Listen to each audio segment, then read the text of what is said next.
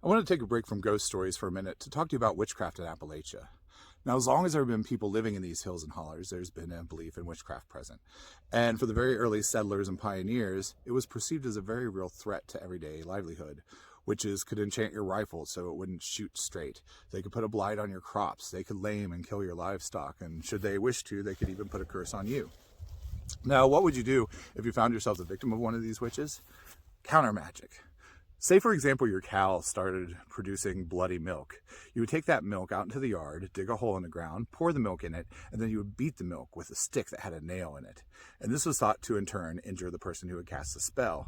You go to town a couple days later, see old lady Sumner with a bunch of puncture wounds in her legs. You say, that's the hag. Another thing you could do is go to Elky Roby.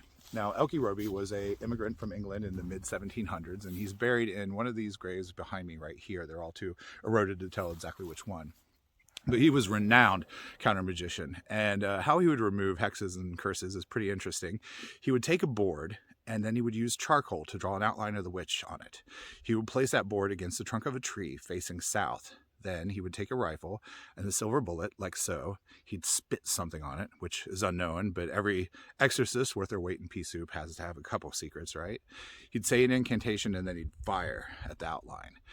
Now, it's kind of interesting that people would say that there was never any visible sign of impact from the bullet on this board, but it would trickle blood from where he had hit the witch, and this would either kill them or cause them to remove the curse. And he got quite good results, apparently, and people would come from all over. So anyway, that's how you get rid of a curse. Now that you know that, how about next time I tell you how to hex someone that you don't like? Thanks for watching.